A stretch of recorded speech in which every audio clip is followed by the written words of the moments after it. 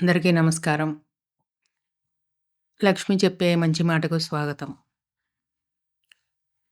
ఈరోజు టాపిక్కు అమ్మ గురించి. అమ్మ గురించి ఎంతమంది ఎన్ని సార్లు చెప్పినా, ఎన్ని విధాలుగా చెప్పినా తనివి తీరదు. అమ్మలో ఉన్నటువంటి గొప్ప గుణాలు అటువంటివి. అలాంటి అమ్మ గురించి ఈరోజు మంచి మాట. అమ్మంటే మనందరికీ ఇష్టం. ఆ పరమేశ్వరుడు అందరి దగ్గర తను ఉండడానికి కుదరదు కనుక, అమ్మలో తన గుణాలన్నిటినీ కలబోసి భూమి మీదకు తనకు మారుగా పంపించాడు. అమ్మలో జాలి, దయ, క్షమ, సహనం, ధైర్యం, శక్తి వంటివి ఎన్నో గుణాలు ఉన్నాయి. ఒక గురువుగా బిడ్డలను క్రమశిక్షణతో, తన పిల్లలను ప్రేమతో పెంచుతుంది. తను కడుపు మార్చుకునైనా సరే తన బిడ్డలకు పెడుతుంది.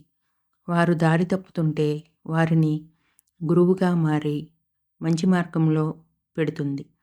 చక్కగా పెంచి వాళ్లను భావి తరాలకు సంపదగా, జాతిని రక్షించే నాయకులుగా తీర్చిదిద్ది సమాజానికి ఉపయోగపడే నాయకులను అందిస్తుంది. ఉదాహరణకు మనకు స్వాతంత్ర్యాన్ని సాధించినటువంటి గాంధీ మహాత్ముడు, నెహ్రూ గారు, ఛత్రపతి శివాజీ, ఝాన్సీ లక్ష్మీబాయి వంటి వీర నారీమణులను, నాయకులను, ఇందిరాగాంధీ వంటి నాయకులను అందించే అమ్మకు మనం ఏం చెయ్యాలి? ఆ అమ్మను గౌరవించి పూజించాలి. స్త్రీ శక్తి ఏ రూపంలో ఉన్నా వారిని గౌరవించాలి. ఇది మన సాంప్రదాయం మనకి నేర్పింది. మన ఇంట్లో ఉండే వారే అమ్మలు కాదు. బయట ఉండే ప్రతి స్త్రీమూర్తి మన అమ్మగానే చూడాలి, గౌరవించాలి. కానీ నేటి సమాజంలో స్త్రీకి గౌరవం కాదు కదా! కనీసం మనం బయటకు వెళ్ళి తిరిగి రావాలి అంటేనే భయపడే రోజులు వచ్చాయి. ఎందుకు? ఈ మగవాళ్ళు ఇలా ప్రవర్తిస్తున్నారు. వీళ్ళు మనుషులుగా ప్రవర్తించకుండా కొంతమంది మృగాలలాగా ప్రవర్తిస్తున్నారు. ఈ విధంగా ప్రవర్తించి క్షణికమైన ఉద్రేకంలో వాళ్ళ జీవితాన్ని కూడా నాశనం చేసుకుంటున్నారు. ఆలోచించండి ఏం చేస్తున్నారో. జీవితం చాలా విలువైంది.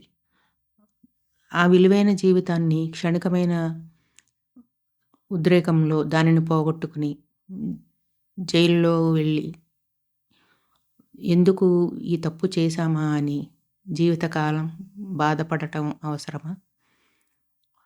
ఆలోచించండి.